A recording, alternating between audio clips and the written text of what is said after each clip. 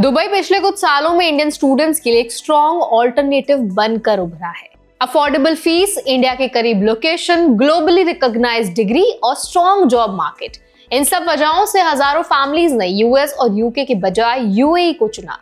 लेकिन waste Asia में बढ़ते ईरान यूएस इजराइल टेंशन के बीच एक बड़ा सवाल सामने आ रहा है कि क्या रीजनल इंस्टेबिलिटी दुबई की अपील को इम्पैक्ट कर सकती है। तो आज इस वीडियो में हम समझेंगे कि ग्राउंड रियलिटी क्या है, इंडियन स्टूडेंट्स कितनी संख्या में यूएई में है, लीगल और वीजा फ्रेमवर्क कैसे काम करता है, सेफ्टी रूल्स क्या कहते हैं और पेरेंट्स और स्टूडेंट्स को अभी किन प्रैक्टिकल स्टेप्स पर ध्यान देना है।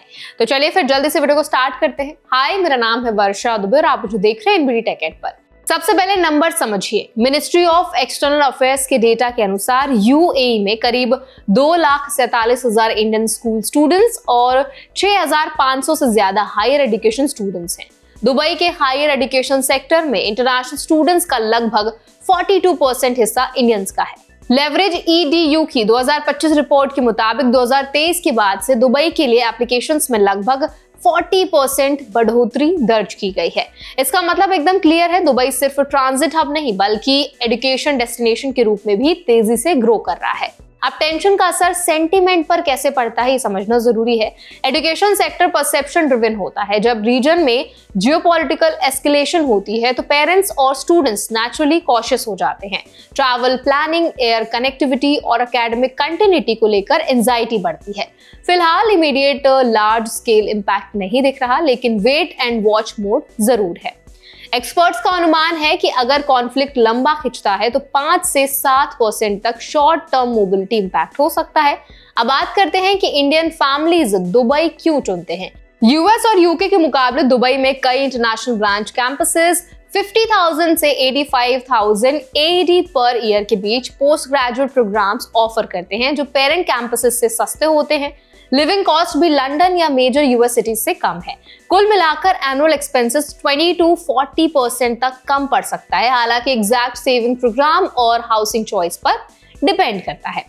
Middlesex university Dubai, Harriet university Dubai, university of Birmingham Dubai और यूनिवर्सिटी ऑफ वुलोंगोंग दुबई जैसे कैंपसेस ग्लोबली अलाइंड करिकुलम और इंटर्नशिप पाथवेज प्रोवाइड करते हैं।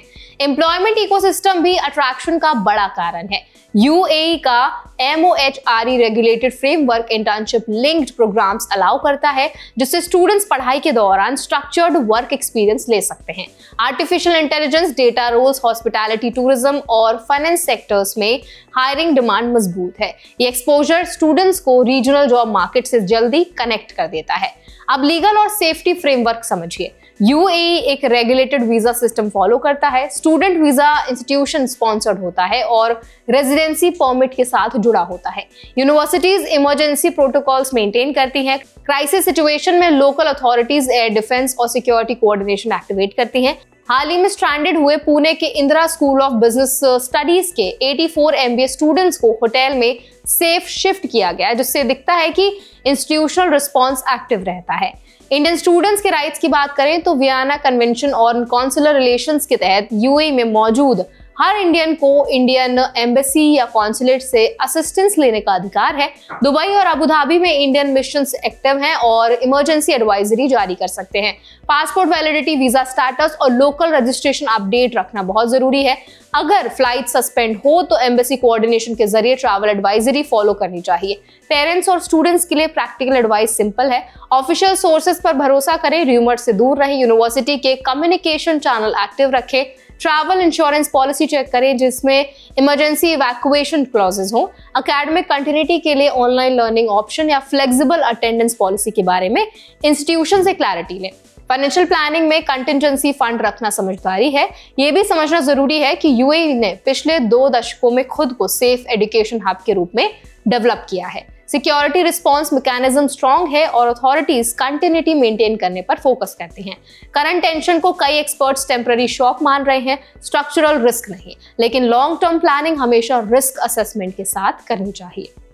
तो आई होप ये वीडियो आपके लिए हेल्पफुल रहा होगा। अगर वीडियो आपको अच्छा लगा हो तो उसको लाइक करें, शेयर करें। ऐसे और भी वीडियोस के लिए, अपडेट्स के लिए हमारे चैनल एनबीडी टेक एड को भी जरूर सब्सक्राइब करें।